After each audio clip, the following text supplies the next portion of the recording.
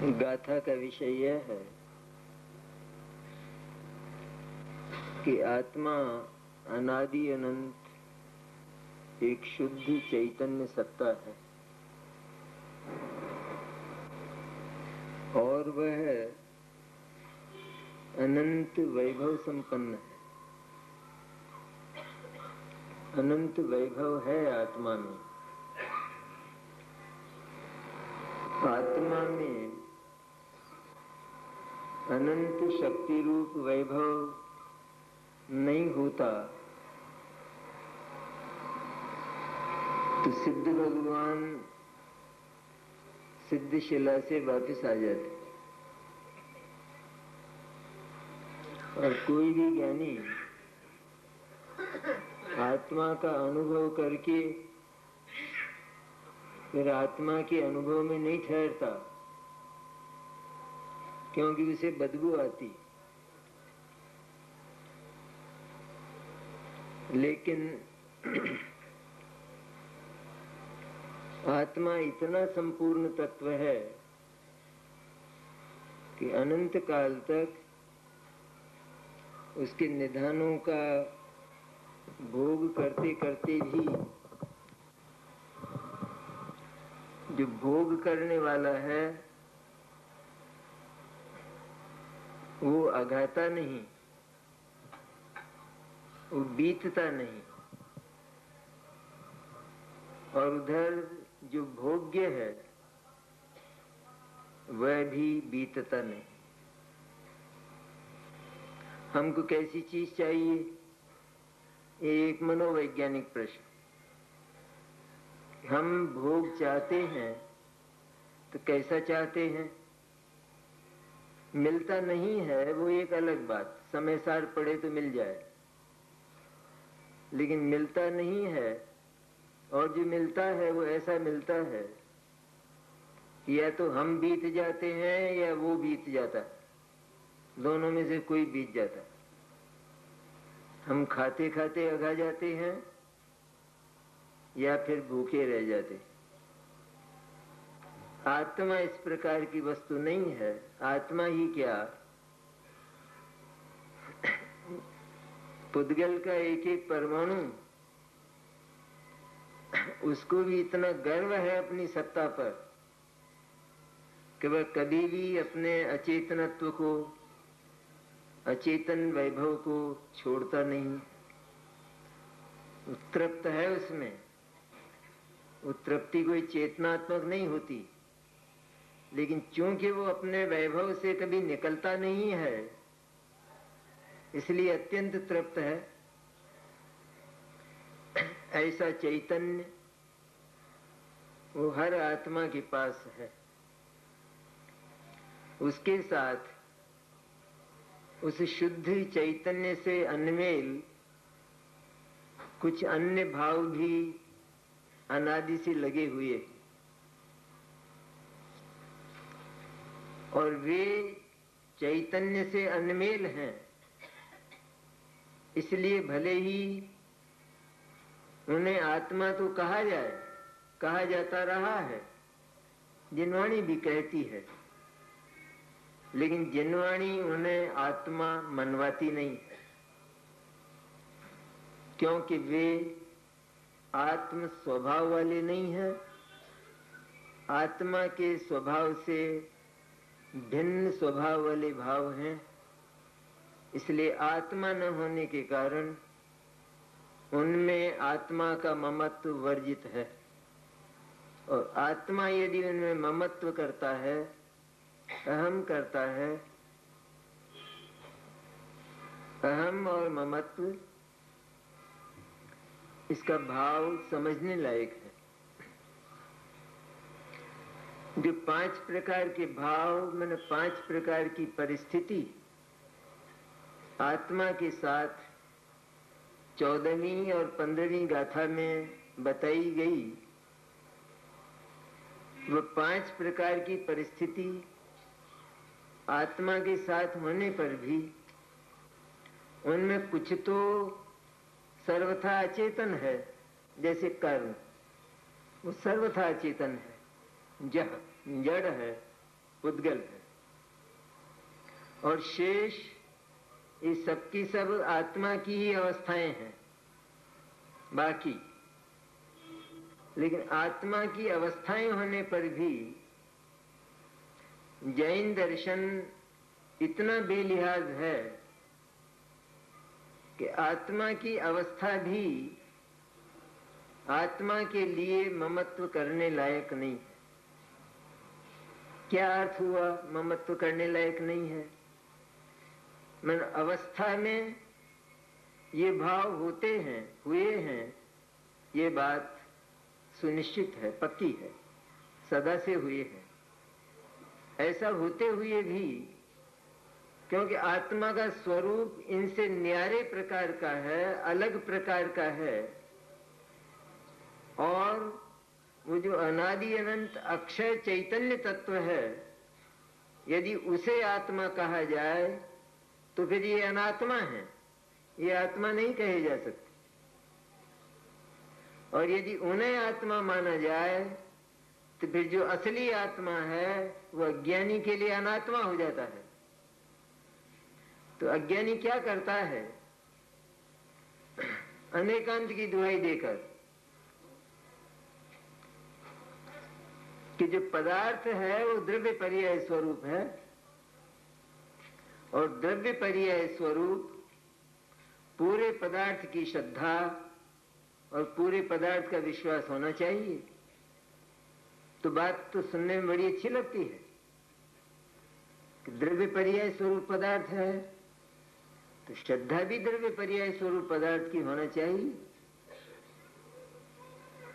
लेकिन वह बात मीमांसा चाहती है, विश्लेषण चाहती है। द्रव्य पर्याय स्वरूप एक पदार्थ होने पर भी पदार्थ का एक हिस्सा तो ऐसा है कि जो ध्रुव है और अचल है, नित्य है, संपूर्ण है, निष्क्रिय है, कोई काम करता नहीं है, और जिसमें कभी परिवर्तन होता नहीं।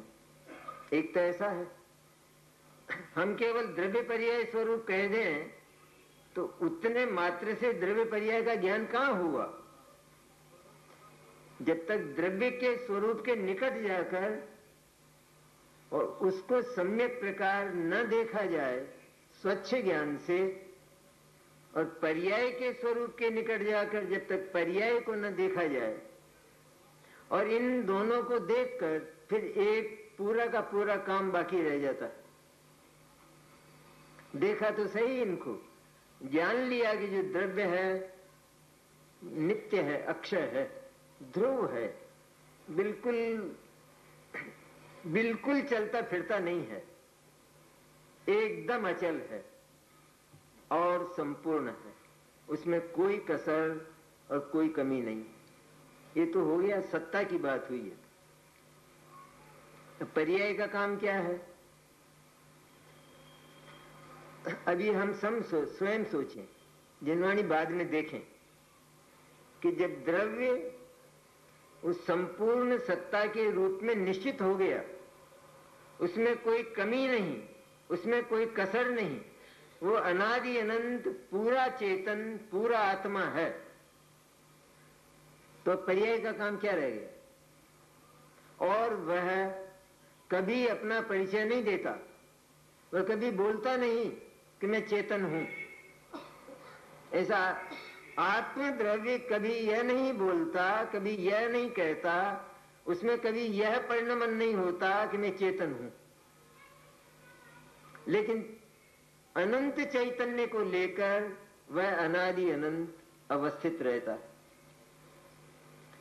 अब सोचने की बात कि अब जो पर्याय नाम का द्रव्य का हिस्सा है उसका क्या काम रहा? और ये चेतन पदार्थ की बात है, आत्म पदार्थ की बात है। आत्मा वो दर्शन ज्ञान स्वभाव वाला है, क्योंकि इसी में पाए जाते हैं, ये अन्य में नहीं पाए जाते। अचेतन पदार्थों में न दर्शन पाया जाता, न ज्ञान पाया जाता। तब आत्मा में जो दर्शन ज्ञान चारित्र इत्यादि की पर्याय होती है, इन पर्यायों का काम क्या रहा जब आत्मा उधर पूरा है।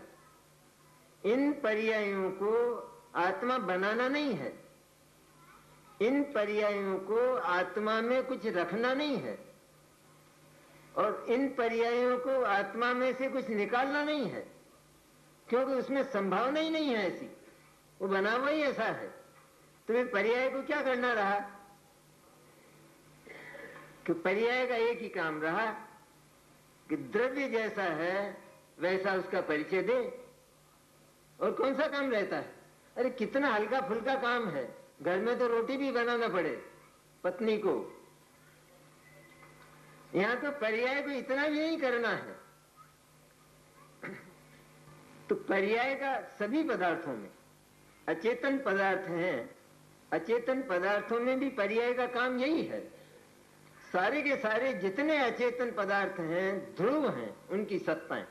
इधर चैतन्य सत्ता भी ध्रुव, अचल, अनंत वैभव से संपन्न है, क्योंकि कुदरती तत्व है। ये कुदरत का खेल है सारा का सारा, वस्तु व्यवस्था पर आधारित है जैन दर्शन।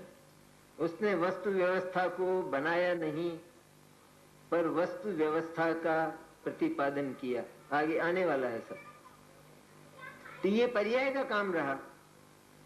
अब क्या है कि इधर जो अनेकांत स्वभाव है उसमें द्रव्य पर्याय स्वरूप एक पदार्थ है, और हमारा आग्रह ये होता है, आग्रह अज्ञान का,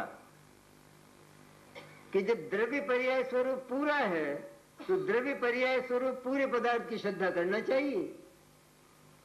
मन पर्याय सहित द्रव्य में अहम करना चाहिए, उसकी श्रद्धा करना चाहिए।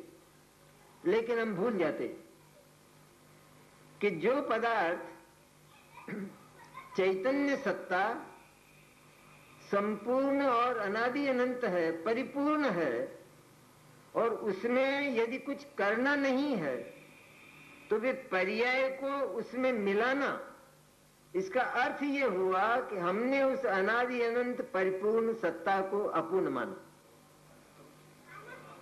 हम पर्याय से तो उसका अनुभव करना चाहते हैं ना, तो उसमें कहां गुंजाइश है पर्याय की मिलने की?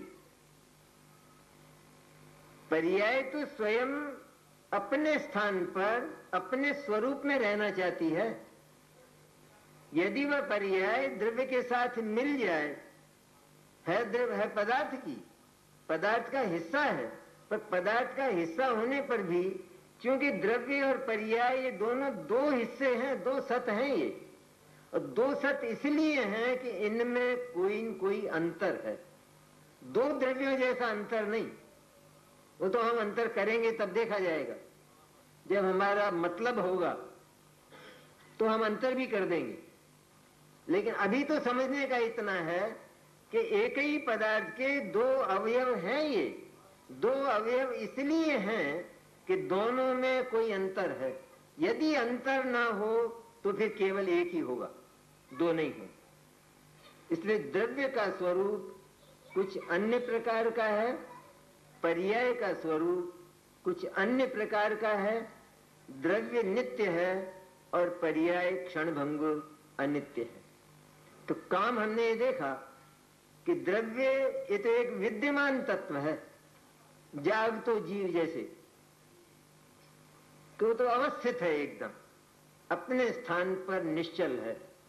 अब पर्याय का काम केवल ये रहा, इतना मात्र बोलना रहा कि मैं शुद्ध चैतन्य हूं, बस हो गया काम।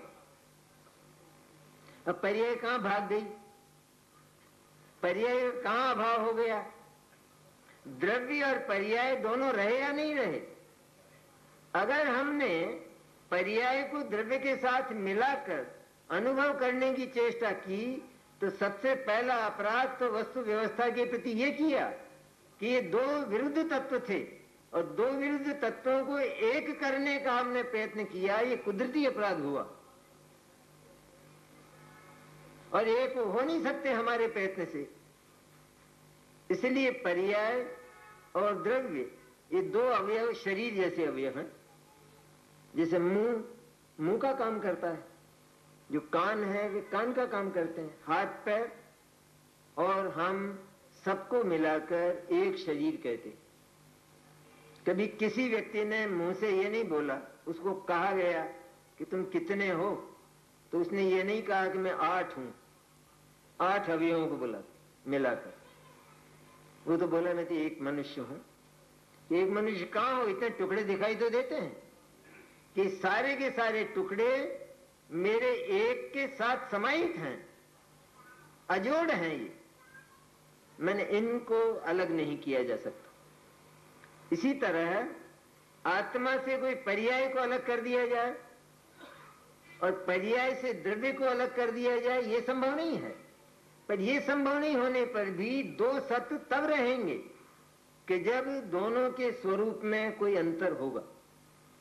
तो पर्याय का काम केवल इतना रहा कि वो द्रव्य का सच्चा परिचय दे। ये तो जानने वाला तत्व है ना आत्मा, तो अचेतन को तो नहीं कहा जाता ये कि तू अपना परिचय इस तरह दे कि हाँ मैं अपने को जानने में आता हूं या मैं दूसरे को जानता हूं। अचेतन को तो नहीं कहते, लेकिन चेतन को तो, चूंकि वो ज्ञान वाला है और ज्ञान का काम तो देख कर चलना है, इसलिए उसे चैतन्य का स्वरूप देखकर यह बोलना कि मैं शुद्ध चैतन्य हूं, इसका नाम चैतन्य का अहम, चैतन्य की श्रद्धा कहलाता है।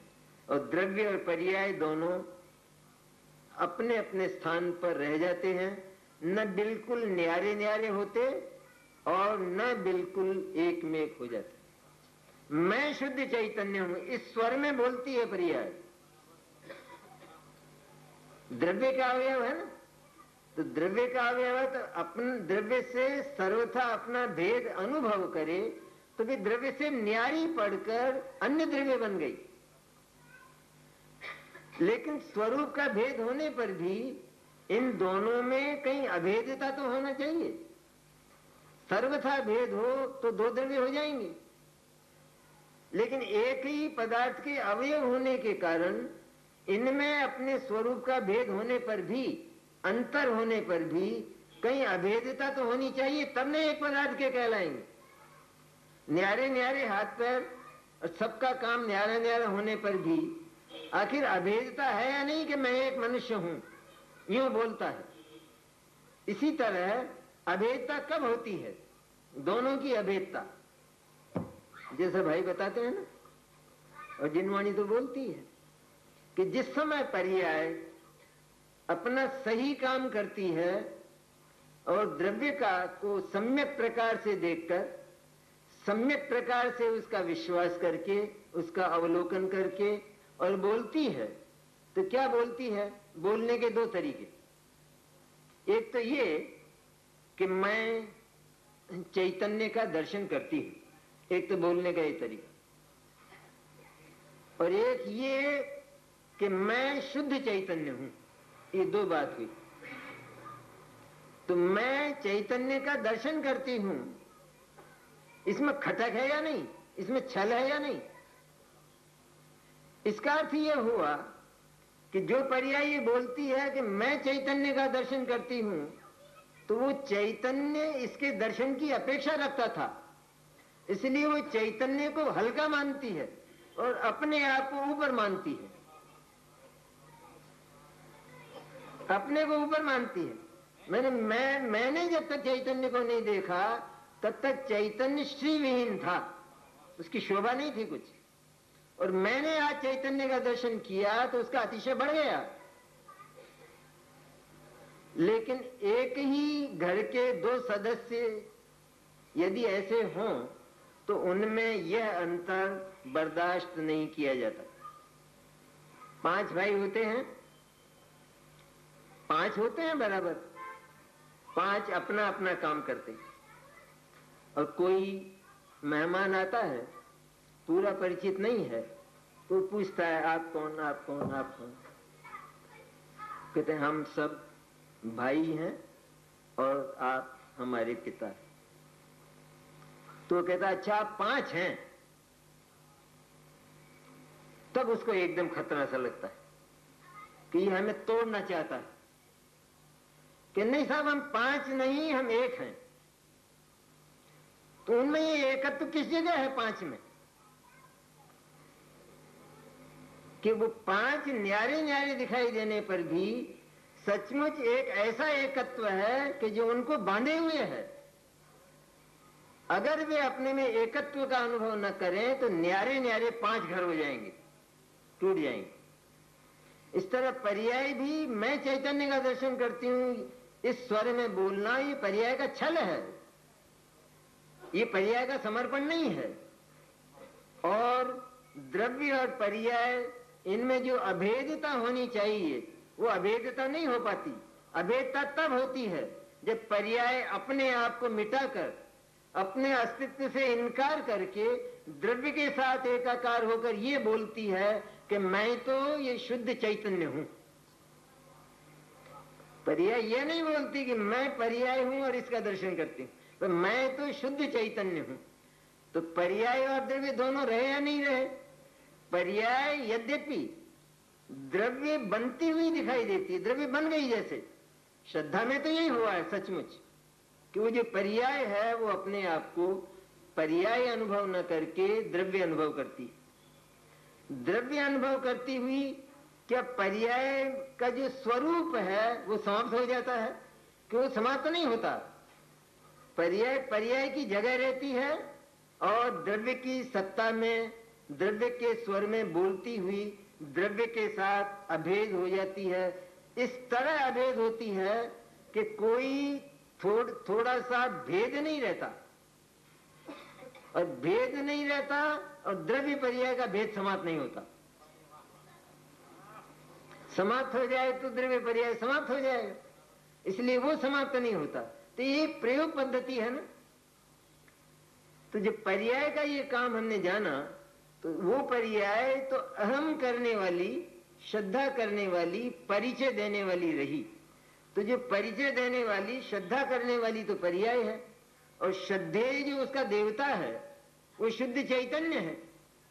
अब ये श्रद्धा करने वाली पर्याय अगर उसके साथ मिल जाए, उसके साथ मिले, तो इसका पहला अर्थ तो ये हुआ कि इसने उसको अपूर्ण माना और अपने को मिलाकर पूर्ण करना चाहा। तो पहला छल तो ये हुआ। और दूसरा ये हुआ कि ये तो श्रद्धा करने वाली, अहम करने वाली है। अब अहम करने वाली, श्रद्धा करने वाली यदि श्रद्धेय में मिल जाएगी तो फिर ये अहम कौन करेगा? परिचय कौन देगा द्रव्य का? द्रव्य परिचय विहीन रह जाएगा। चैतन्य चैतन्य होकर भी उस चैतन्य का परिचय देने वाला कोई रहेगा नहीं अगर पर्याय मिल जाएगी। इसलिए कितनी सुंदर है बात कि अहम करने वाली पर्याय, और वो अनित्य है, क्षण भंगुर है। इसलिए पर्याय का विज्ञान भी ऐसा है, उपयोग जो ज्ञान स्वरूप है वो इस बात को जानता है कि द्रव्य पर्याय का स्वरूप ही ऐसा है, किसी ने बनाया नहीं है। कि द्रव्य नित्य होने के कारण, ध्रुव होने के कारण उपलब्धमान है। ये प्रवचन सारे सबल क्यों है उपलब्धमान? ऐसा कारण पूछेंगे ना हम। द्रव्य उपलब्धमान क्यों है और पर्याय उपलब्धमान क्यों नहीं है? द्रव्य प्राप्त क्यों किया जा सकता है और पर्याय को प्राप्त क्यों नहीं किया जा सकता? उसका उत्तर आचार्य देते हैं कि चूंकि द्रव्य ध्रुव है इसलिए उपलब्धमान है। जब चाहो तब द्रव्य वही का वही है, इसलिए उसे जब चाहो तब प्राप्त करो। और पर्याय जब देखो तब वही की वही नहीं है, अन्य अन्य है, इसलिए उसे प्राप्त नहीं किया जा सकता। प्राप्त नहीं किया जा सकता अर्थात उसे आत्मा नहीं माना जा सकता। यदि उसे आत्मा मान लिया जाए तो निश्चित रूप में आकुलता होगी। ये आकुलता कोई पैदा करेगा? यह आकुलता आचार्य कहते हैं कि क्षणभंगुर में मोह मत करना, उसमें अहम मत करना, वरना आकुलता होगी। अरे करके देखो और अनुभव करो कि आकुलता होती है या नहीं। क्षणभंगुर का जो विश्वास है, क्षणभंगुर का जो अहम है, वो निश्चित रूप में आकुलता पैदा करने वाला है। और अहम का अर्थ क्या हुआ?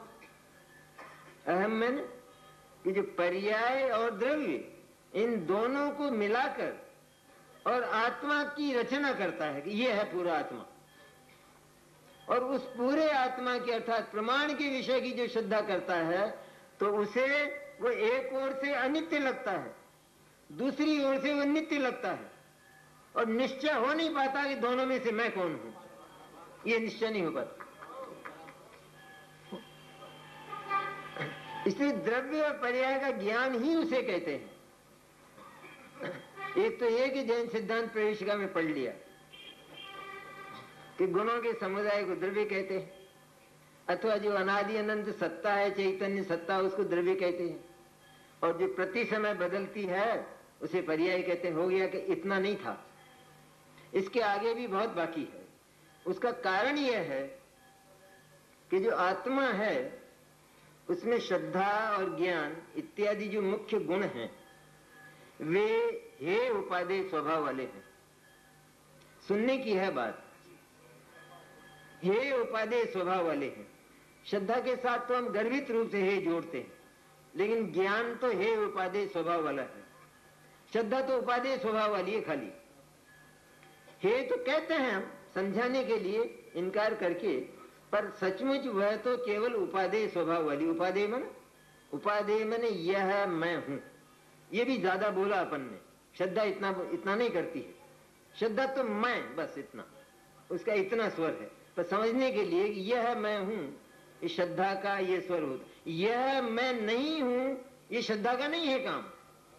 अगर श्रद्धा का विषय ये ऐसा हो जाए कि यह मैं हूं और यह मैं नहीं हूं, तो श्रद्धा नहीं रहेगी, वो ज्ञान बन जाएगा।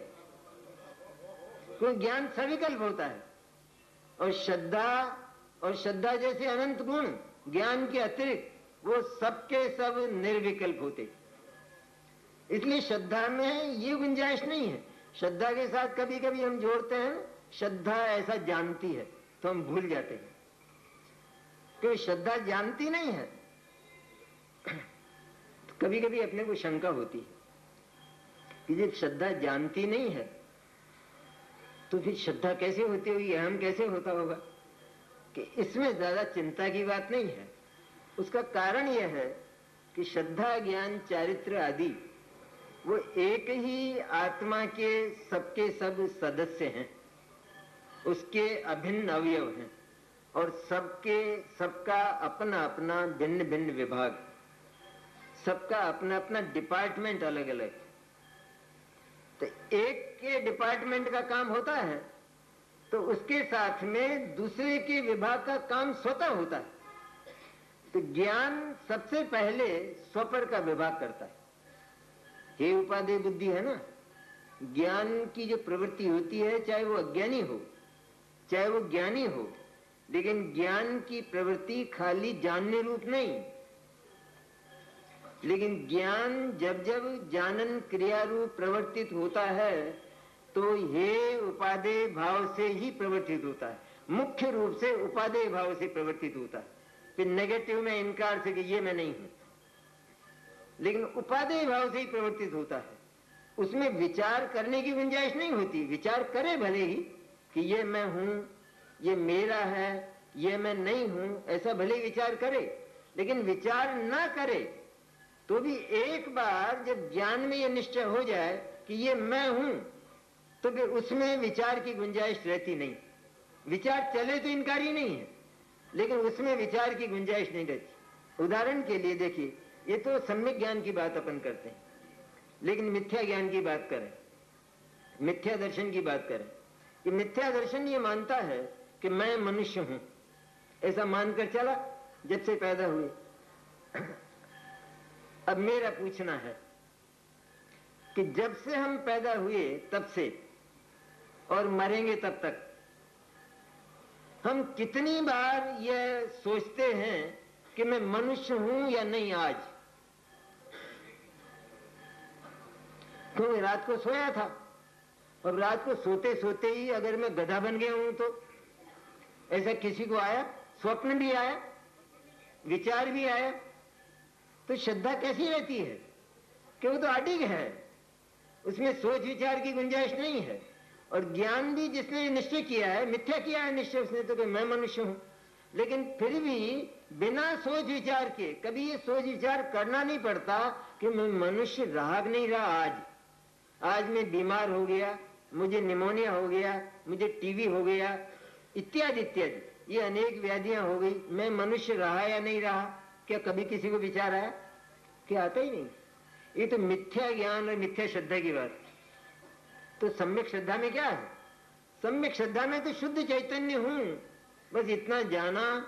और ज्ञान ने भी उपादेय बुद्धि से अर्थात जैसा श्रद्धा का स्वर है ठीक वैसा का वैसा ज्ञान का स्वर होता है। वो व्यवहार दशा अलग है। ज्ञान का जो व्यवहार पहलू है, जो नेगेटिव है, इनकार करने लायक है, आत्मा नहीं है, आत्मा का नहीं है, वो जो नेगेटिव पहलू है वो अलग बात, वो गौण है। लेकिन यह जो चलता पहलू है, प्रवर्तमान पहलू है, उसमें तो जो श्रद्धा का स्वर होता है वही ज्ञान का स्वर होता है। फर्क केवल इतना होता है कि श्रद्धा वो तो केवल एक रूप होकर उस एक ही विषय में, चैतन्य में पसर जाती है, ये मैं हूं। और ज्ञान में इतनी गुंजाइश भी रहती है कि यह मैं हूं, यह मैं नहीं हूं, राग में नहीं हूं, द्वेष में नहीं हूं, शरीर नहीं हूं, नौकर्म नहीं हूं इत्यादि। अभी भाई ने बहुत बताया, ये मैं नहीं हूं, ये इतनी गुंजाइश ज्ञान में रहती है।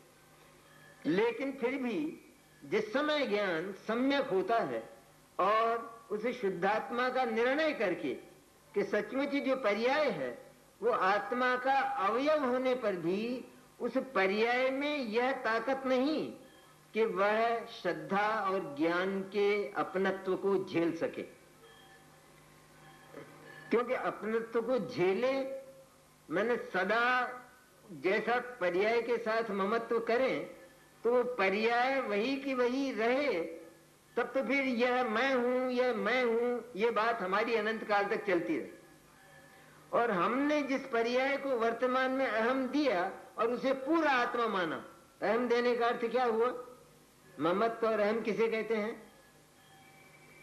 कि अहम करने वाली पर्याय और जिसको अहम दिया जाए वो द्रव्य, इन दोनों को एक में करके जिसने आत्मा का स्वरूप माना, अर्थात पर्याय को आत्मा में शामिल करके और फिर उसने द्रव्य का एक स्वरूप बनाया और उसका विश्वास किया।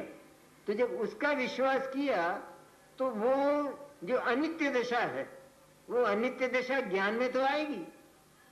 तो एक को देखेगा तो अनित्यता भाषित होगी कि मैं अनित्य भी हूं। अनेकांत चल रहा है ना कि मैं अनित्य भी हूं। जब अनित्य भी हूं, उस पहलू की ओर ज्ञान गया कि इसको तत्काल आकुलता होगी। इसलिए अनित्य पहलू, अनित्य पर्याय भले ही आत्मा का अवयव, आत्मा का सदस्य, आत्मा का मेंबर है, पदार्थ का मेंबर है, लेकिन मेंबर होने पर भी उसकी ये ताकत नहीं है कि वो श्रद्धा का वजन सदा के लिए झेल सके, उसका अहम सदा के लिए झेल सके। इसलिए वह उस पर्याय को जिस समय श्रद्धा का के जागरण का क्रम होता है, उस समय हम उस पर्याय सदस्य को एक ओर रखते, भगा नहीं देते, भागेगी भी नहीं। उसको भगाना कहाँ है? उसको एक ओर रखते और जो हमारे काम का है, अर्थात जिसका एक बार विश्वास करने और श्रद्धा करने से वो श्रद्धा कभी टूटेगी नहीं, वो श्रद्धा कभी फिरेगी नहीं, बल्कि जैसा वो चैतन्य सुमेरु जैसा अचल है, उसी तरह ये श्रद्धा भी अचल होकर बोलेगी कि मैं तो शुद्ध सुमेरु जैसा चैतन्य हूं। तो निर्भय हो जाती है, निश्चिंत हो जाती है। और उधर अनित्य की में अहम देती है तो तत्काल आकुलता होती है। लोक में ठीक ऐसा कैसा ही है।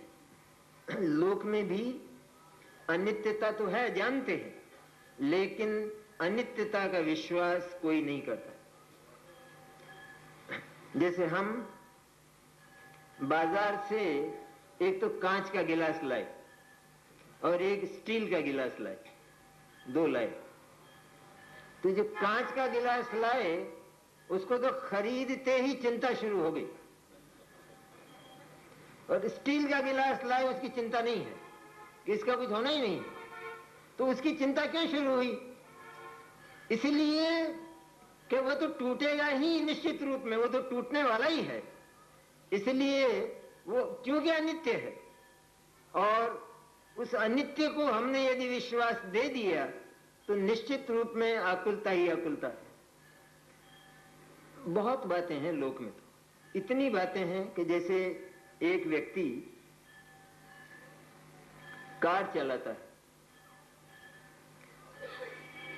चलाना तो कार है, इसलिए कार का जो स्टीयरिंग है अथवा कार के जहां उस ड्राइवर के पैर रहते हैं, वो सेल्फ वगैरह जो जो भी है, उनको चलाना है। तो उनको चलाना तो है, लेकिन वे चलते किस तरह हैं कि यदि कार चलाते समय कोई भी व्यक्ति इन चलने वाले कि जो चलने वाले हैं अर्थात अनित्य हैं, स्टीयरिंग को इधर उधर घुमाते हैं, सेल्फ को जो है दबाते हैं फिर खोलते हैं, इस तरह से ये परिवर्तनशील हैं। तो इनकी ओर अगर उसका ध्यान हो जाए तो एक्सीडेंट हो जाएगा तुरंत। उन्हें कार चलाते चलाते स्टीयरिंग की तरफ देखने लग जाए कि चलाना तो मुझे स्टीयरिंग है। ऐसा मूर्ख कोई ड्राइवर हो तो वो स्टीयरिंग की ओर देखेगा और सेल्फ की तरफ देखेगा तो एक्सीडेंट हो जाएगा। और ध्रुव का मजा ऐसा है, उसकी खूबी ऐसी है कि जहां हमें जाना है, हमारा डेस्टिनेशन, तो वहां हमारी नजर रहती सामने। नजर सामने रहती है तो स्टीयरिंग और सेल्फ ये अपने आप ऑटोमेटिक सही चलते हैं, और इनकी ओर देखते हैं तो ये गड़बड़ा जाते हैं और एक्सीडेंट हो जाता है। अभी आत्मा में क्या होता है,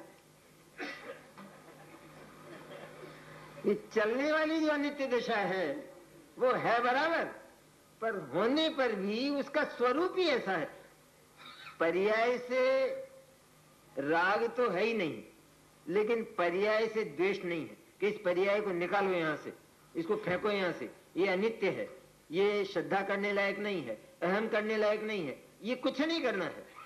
करने नाम का तो यहां पर कसम है, एकदम शपथ है, क्योंकि द्रव्य और पर्याय का स्वयं सिद्ध विभाग है हर पदार्थ में। इसलिए पर्याय अपने स्थान पर रहती है, लेकिन अनित्य होने के कारण निश्चित रूप में उसका फल आकुलता होता है। और जो नित्य होता है उसकी ओर दृष्टि जाने से और उसमें दृष्टि स्थिर हो जाने से, अर्थात उसमें अहम स्थापित हो जाने से कभी भी आकुलता नहीं होती। क्योंकि अहम स्थापित हुआ तो अनुभव में क्या हुआ कि मैं तो स्थायी, ध्रुव और अचल हूं, मेरा कभी कुछ हुआ नहीं, कभी कुछ होना नहीं है, और मेरे भीतर किसी को आना नहीं है, मुझे किसी में जाना नहीं है।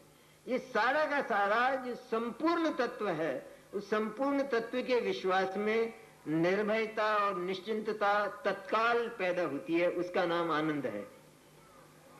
और इधर पर्याय के विश्वास में तत्काल आकुलता पैदा होती है। एक जो वृद्धा है ना, वृद्धा, वो तो 80 वर्ष की वृद्धा, वो चरखा काटती है, चरखा काटती है, रुई जो काटती है, वो जो रुई है वो तो इस तकली से लगी रहती है, लोहे की तकली से, और वो काटती है, उसे काटना सूत है, सूत तो काटती है लेकिन सूत की ओर नहीं देखती है।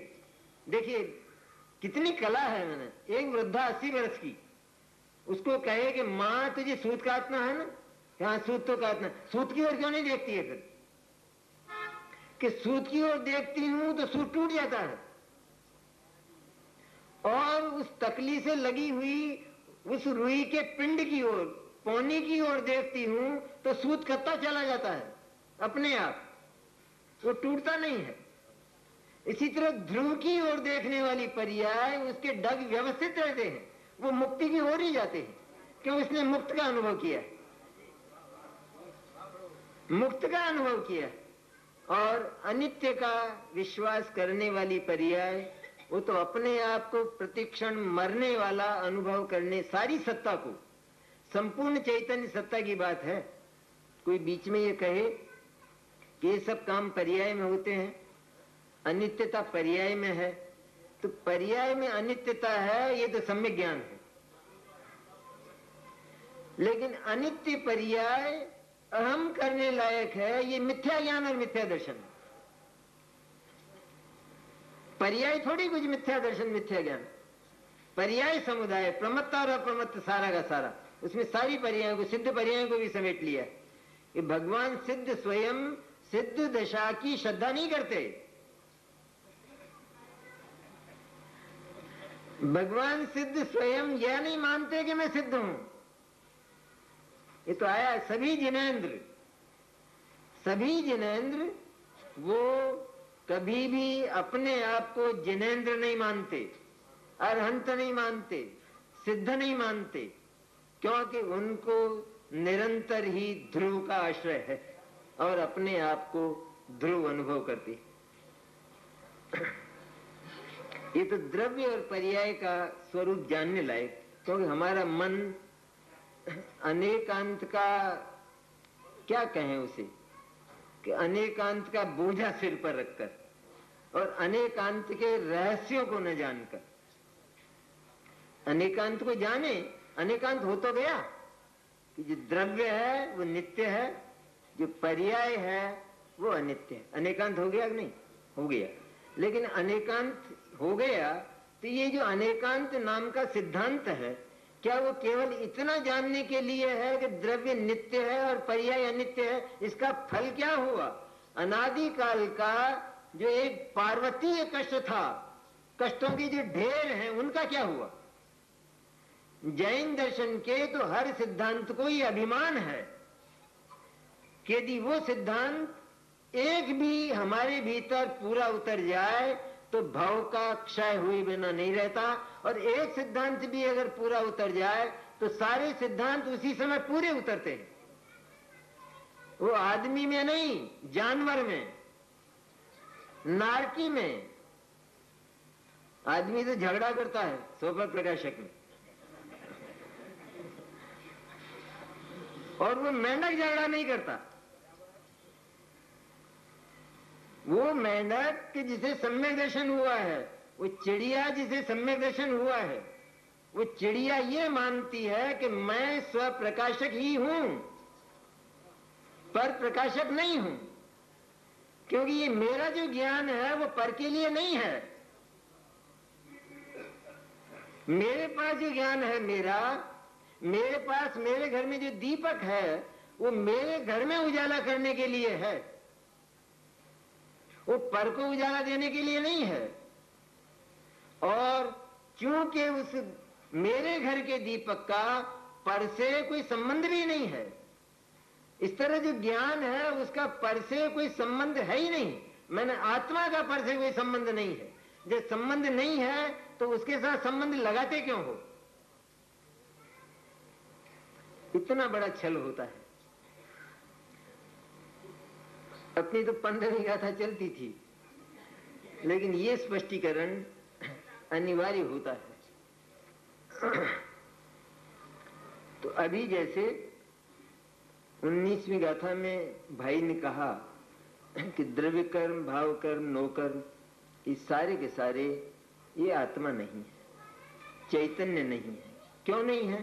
सीधी सी बात है कि आत्मा जैसा है ये भाव उस प्रकार के नहीं, ये भाव उससे बिल्कुल अन्य प्रकार के हैं और अनमेल हैं। इसलिए दोनों में से एक को ही आत्मा माना जा सकता है, दोनों को एक समय में आत्मा नहीं माना जा सकता। ये तो ठीक है बात। जो भाव आत्मा से बिल्कुल विपरीत हैं, राग द्वेष मोह के भाव, वो तो आत्मा का अपवाद करते हुए पैदा होते हैं। जो आत्मा सर्व संबंध रहित है, उस आत्मा को ये संबंध लगाते हुए पैदा होते हैं। संबंध लगा, असंबद्ध को संबंध लगाना महापाप है। जैसे हम किसी ब्रह्मचारी के लिए कहें वो तो ब्रह्मचर्य से ही पूरा रहा है, लेकिन कभी हमें अफवाह फैलाना हो तो ये कहे कि इसने तो शादी कर ली किसी से। कि किससे की? हरिजन की कन्या से? कि नहीं, हरिजन की कन्या से तो नहीं की, बिल्कुल जैन कुल के श्रावक की एक सुयोग्य कन्या से शादी की। तो कहते क्या बुरा हुआ? अरे बुरा, वो तो अनर्थ हो गया। क्या अनर्थ हो गया? क्योंकि उसका तो किसी स्त्री मात्र से संबंध ही नहीं है, निषिद्ध है संबंध, वो तो आजन्म ब्रह्मचारी है। इसी तरह आजन्म ब्रह्मचारी ये जो आत्मा और आजन्म ब्रह्मचारी जो ज्ञान,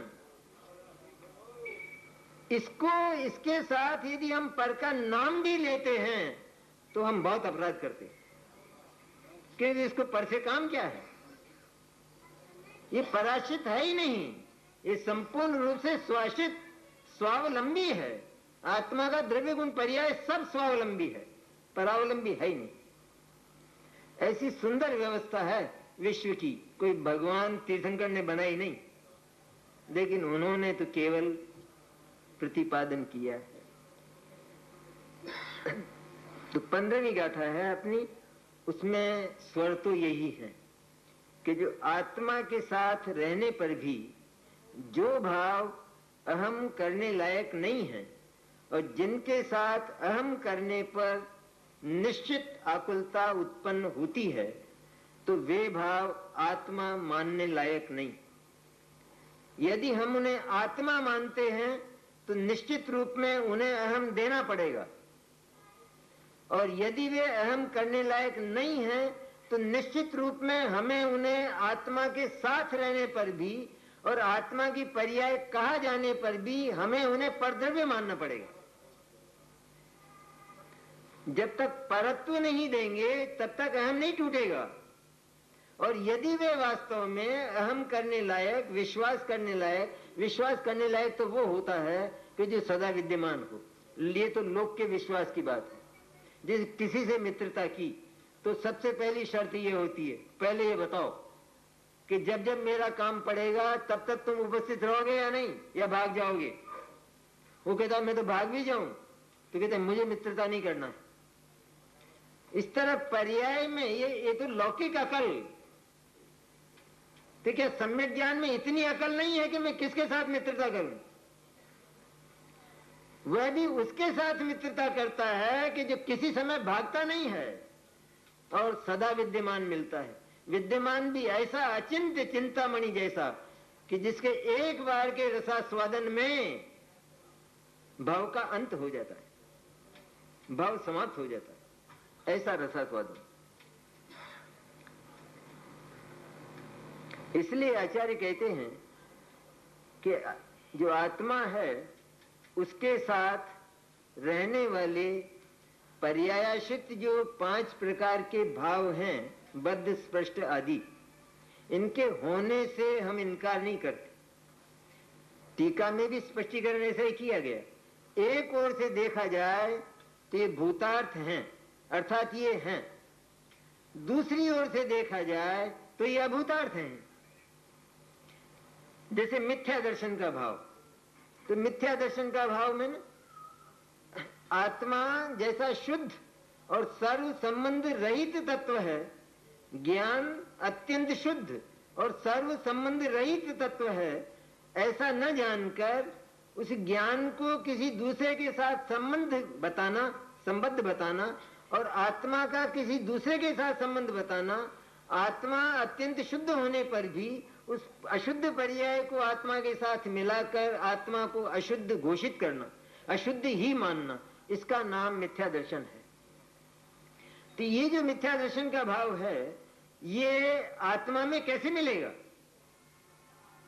क्योंकि ये तो आत्मा के संबंध में बोलता है, ये आत्मा की रचना नहीं करता। मिथ्या दर्शन के भाव से आत्मा मिथ्या दृष्टि नहीं होता, पर आत्मा जैसा है वैसा नहीं देखने वाला और आत्मा को भिन्न भिन्न प्रकार से कहने वाला, विश्वास करने वाला, अहम करने वाला भाव, उसका नाम मिथ्या दर्शन है, अर्थात झूठा है वो। तो झूठा है तो सही एक बात, लेकिन विश्वास करने लायक नहीं। जैसे झूठ है ना, तो किसी व्यक्ति ने झूठ बोला, ये बात तो सत्य है या नहीं? झूठ बोला यह बात सत्य है, लेकिन झूठ सत्य नहीं है और वो विश्वास करने लायक नहीं है। इसी तरह मिथ्या दर्शन ने झूठ बोला, ये बात भूतार्थ, ये बात सत्य, इतनी बात हुई है, इतनी घटना घटी है, लेकिन मिथ्या दर्शन सच्चा है और विश्वास करने लायक ये बात झूठ है। इसलिए इन मिथ्यात्वादी भावों से, तो मिथ्यात्वादी भावों का क्या लिहाज करना, जब पर्याय मात्र का, शुद्ध पर्याय का भी लिहाज नहीं है, क्योंकि जो जो क्षणभंगुर होता है वह अहम देने लायक नहीं होता, वह विश्वास करने लायक नहीं होता। विश्वास करने लायक नहीं होता इसका अर्थ यह नहीं है कि वो द्वेष करने लायक होता है, इसका अर्थ यह नहीं है कि वो द्रव्य से पृथक कर देने लायक होता है। बस केवल इतना कि चूंकि वो विश्वास करने लायक है ही नहीं तो विश्वास क्यों करते हो। एक बालक आज पैदा हुआ और ज्योतिषी को उसकी जन्म पत्री दिखाई और उसकी एक 50 वर्ष की मां है, उसको तो ये आशा है कि बालक पैदा हुआ है तो कमाकर खिलाएगा, उसको तो ये आशा है। और ज्योतिषी को जब दिखाया तो ज्योतिषी ने कहा बालक बहुत योग्य है, जन्म पत्री बहुत बढ़िया है, लेकिन एक कमी है कि वो क्या है कि इसकी उम्र नहीं है। तो फिर मां को विश्वास करना चाहिए कि मुझे कमाकर खिलाएगा। अरे इसकी उम्र नहीं है तो कमाकर कैसे खिलाएगा, और योग्य है। इसी तरह सिद्ध पर्याय वो योग्य है, शुद्ध है, पवित्र है, सब कुछ है, लेकिन उसकी उम्र नहीं है, इसलिए विश्वास करने लायक नहीं है। क्या करें हम, क्या करें, चीज ही ऐसी है। आचार्य कहते हैं, अब समय हो गया, अपन बाद में करेंगे।